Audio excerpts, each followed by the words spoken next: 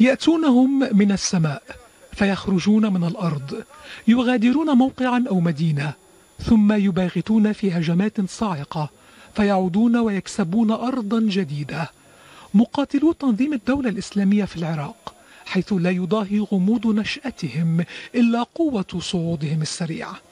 فغداة إعلان القيادة الوسطى الأمريكية تنفيذ 17 ضربة جوية ضد أهداف للتنظيم أصابت مواقع بالقرب من الموصل وكركوك وشمال سنجار وغرب بيجي وشمال غربي الرمادي، حتى ظهر المقاتلون على أبواب كركوك جوهرة التاج العراقي. فسيطروا على نقطتين مهمتين جنوب كركوك هما تل الورد ومكتب خالد، مما يجعل اقترابهم من المدينة واردا جدا رغم استعادة قوات البشمركة لاحقا هاتين النقطتين. وفي الأنبار يتغلغل التنظيم في مفاصل المحافظة فيعزز وجوده في الرمادي بعدما سيطر على السجارية معقل الصحوات. يتمددون إذن، هو نفسه شعار تنظيمهم منذ أن استولى في الربيع الماضي بما يشبه الخيال على معظم شمال العراق وتبخر أمامه الجيش العراقي. دينامية قتالية مفاجئة لا تجد حتى الآن تفسيرا عسكريا، ومثلما يقال بأن أكبر مشكلة تلك لا تحلها إلا مشكلة أكبر.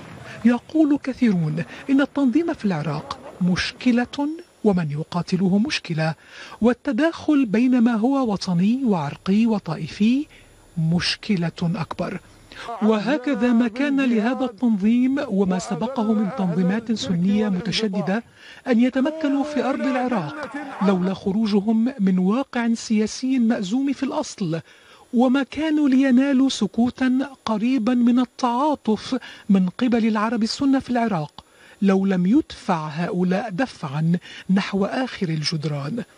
فكلما غادر تنظيم الدولة مدينة اندفع إليها ما يسمى الحشد الشعبي، وهي ميليشيا شيعية أسسها نور المالكي ثم ألحقت بالجيش، يحرقون البيوت والمساجد وينكلون بالسكان، وهذا ما جرى في جلولاء ومن قبل في آمرلي، مما يثير أسئلة منطقية: لما يستبدل العرب السنة ميليشيا سنية بأخرى شيعية أشد قسوة عليهم؟ ولما عساهم يقفون إلى جانب دولة يقولون إنهم ضحايا عقلها الطائفي؟ بل كيف لخارجين عن القانون أن يعاقبوا خارجين عن القانون ويصورون كمصلحين؟ هناك من يقول إن تلك هي المشكلة.